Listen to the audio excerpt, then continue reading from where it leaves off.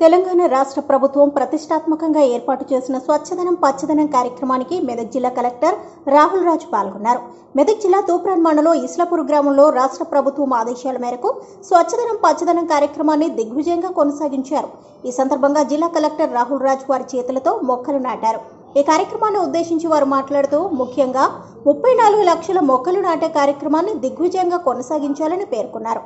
ఈ కార్యక్రమంలో DRDO Srinivasarao, FTO Jyothi, DCO Radhakishan, CEO Ellaiah, RTO Jayachandrareddy, MRO Vijayalakshmi, forest range officers, వివిధ శాఖల అధికారులు పాల్గొని విజయవంతం చేశారు. నమస్కారం. తెలంగాణ ప్రభుత్వం 5th ఆగస్ట్ నుంచి 9th ఆగస్ట్ వరకు స్వచ్ఛదనం పచ్చదనం అనేసి ఒక మహత్తరమైన కార్యక్రమం టేకప్ చేయడం జరిగింది.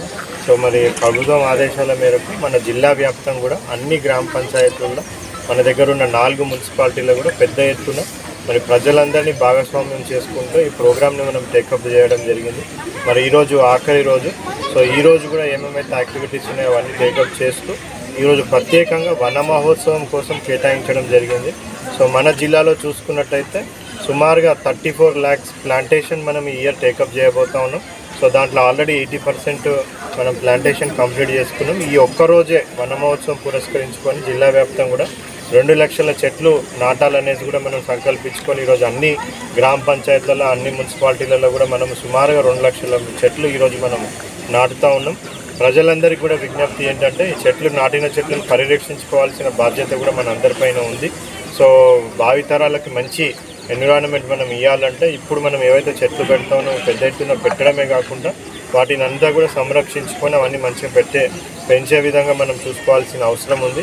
అదేవిధంగా ఈ స్వచ్ఛదనం కార్యక్రమంలో భాగంగా అన్ని గ్రామ పంచాయతీల్లో కూడా క్లీనింగ్ యాక్టివిటీస్ అన్నీ కూడా మనం టేకప్ చేయడం జరిగింది.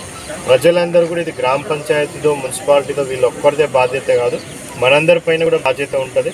మన ఇంటిని ఎట్లయితే క్లీన్గా నీట్గా పెట్టుకుంటామో శుభ్రంగా పెట్టుకుంటామో అదేవిధంగా మన పరిసరాలు కూడా పిచ్చి మొక్కలు కానివ్వండి, లేకపోతే చెత్త చెదారం కానివ్వండి, నిల్వ ఉండే నీళ్లు కానివ్వండి, లేకపోతే నీళ్లు ఉండడానికి ఉన్న కూలర్లు కానివ్వండి, పూల కుండీలు కానివ్వండి, కొబ్బరి బోండాలు కానివ్వండి, టైర్లు కానివ్వండి, ఇటువంటి నిల్వ ఉండే పదార్థాలు ఏమున్నా కానీ వాటిని అన్నింటినీ కూడా డిస్పోజ్ చేసేసి మొత్తం డ్రైగా ఉంచుకోవాల్సిన అవసరం ఉంది.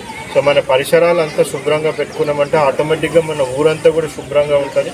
మన ఊరు శుభ్రంగా ఉన్నదంటే మన జిల్లా మన రాష్ట్రం కూడా శుభ్రంగా ఉన్నట్టయితే ఏ విధమైన అంటురోగాలు కానివ్వండి, water borne diseases, vector borne diseases, malaria, dengue, chikungunya, అదేవిధంగా టైఫాయిడ్, డయేరియా ఇటువంటి ఏవి కూడా వ్యాధులు మన జిల్లాలో కానీ మన ప్రజలకు ఎవరు కూడా రావు. ప్రజలందరూ కూడా ఏంటంటే ఈరోజు శ్రమదానం యాక్టివిటీ కూడా ఉంది.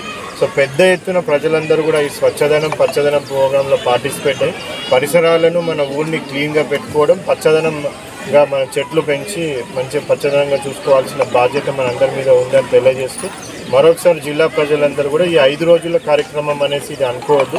ఇది నిరంతర కార్యక్రమం. ఇది మొత్తం ఇయర్ లాంగ్ నడిచే కార్యక్రమం.